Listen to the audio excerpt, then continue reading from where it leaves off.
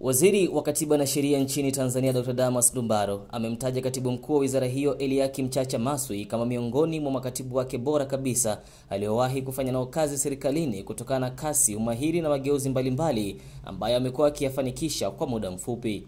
Waziri Ndumbaro amebainisha hayo wakati akiwasilisha hotuba ya bajeti ya Wizara ya Katiba na Sheria kwa mwaka 2025-2026, akieleza kuwa maboresho mbalimbali yaliyofanywa ndani ya wizara na taasisi zake ni matokeo ya imani kubwa ya Rais Samia Suluhu Hassan ya kumwamini na kumpa ridhaa ya kutumika kama katibu mkuu wa wizara hiyo.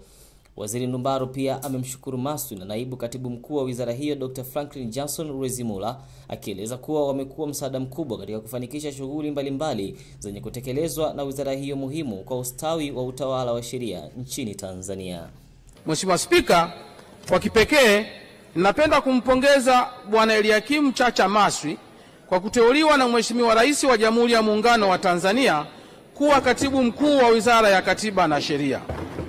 Kwa dhati kabisa ninakiri kuwa kupitia utendaji kazi wake mahiri na mzuri, ndugu Maswi amekuwa msaada mkubwa katika kuboresha sekta ya sheria, ambapo kwa kipindi kifupi cha takribani miezi 9 tangu alipoteuliwa kuwa katibu mkuu amewezesha maboresho mbalimbali kwa wizara na taasisi za wizara, na hivyo kuchochea ufanisi katika utendaji kazi na kuimarisha upatikanaji haki kwa wananchi. Kwa uzoefu wangu kama waziri, sina shaka kumtamka Bwana Eliakim Maswi kuwa ni miongoni mwa makatibu wakuu bora niliowahi kufanya nao kazi. Huwa najisikia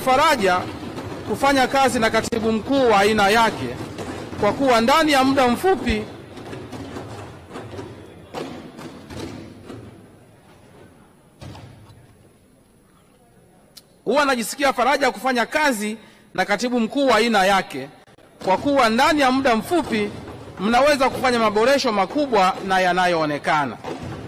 Uteuzi wa Bwana Eliakim Chacha Maswi kuwa katibu mkuu na Dr. Franklin Jackson Rwezimula kuwa naibu katibu mkuu wa Wizara ya Katiba na Sheria ni ishara ya imani kubwa alionayo Mheshimiwa Rais juu ya utendaji kazi wao.